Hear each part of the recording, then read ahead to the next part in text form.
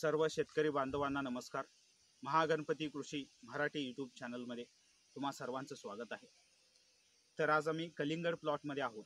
आज 20 दिवस झालेले आहेत. ह्या प्लॉटला 20 दिवस झालेले आहेत. ही माझी तिसरी विजिट आहे. तर मागच्या विजिटमध्ये आपण बघितलेलं होतं थोडीफार कीड होती की 13व्या दिवशी आम्ही 19-19-19 हा फर्टिलायझर डोस आम्ही चालू केलेला होता. ड्रिपद्वारे ते 19-19 आपण दिलेलं होतं. 19-19-19 हा डोस जो आपण मागे दिलेला होता त्याचा रिझल्ट तुम्हाला सांगायला खूप आनंद होतोय मला. कारण मागच्या वेळी 5 ते 6 पानं होती, तर ह्यावेळी 12 ते 13 पानं झालेली आहेत. म्हणजे डबल पानं झालेली आहेत. मग 19-19 सोडल्याने काय होतं की पानाची संख्या ही वाढतेच. आणि 20व्या दिवशी कोणते प्रॉब्लेम्स आलेले आहेत ते मी तुमच्यासोबत शेअर करतो. थोडंफार रोग आहे, रोगाची सुरुवात झालेली आहे.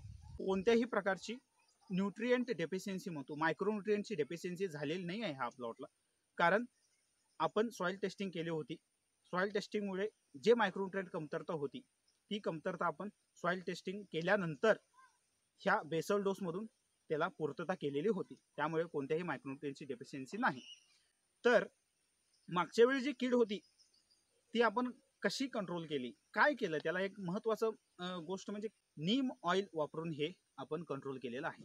नीम सीड कर्नल एक्स्ट्रॅक्ट 5% असं कीटकनाशकचं नाव आहे. दुसरं कोणतंही कीटकनाशक तुम्ही वापरला तर ते हायडोस होऊ शकतो. हे कलिंगड खूप लहान असते, तर लहान स्टेजमध्ये कमी प्रमाणाचे कीटकनाशक आपण वापरायची आवश्यकता असते. तर त्यासाठी नीम सीड कर्नल एक्स्ट्रॅक्ट किंवा नीम ऑइल आपण वापरू शकतो. त्याच्यानं ती कीड, लहान कीडच होती ती कंट्रोल झालेली आहे. मागच्या वेळी आपण 19-19-19 ह्या फर्टिलायझरचा डोसेज चालू केला होता. 20व्या दिवशी आपण काय करणार आहोत, ह्याला 12-61-00 ह्या डोसेजचा फर्टिलायझर डोसेजचा वापर आम्ही करणार आहोत.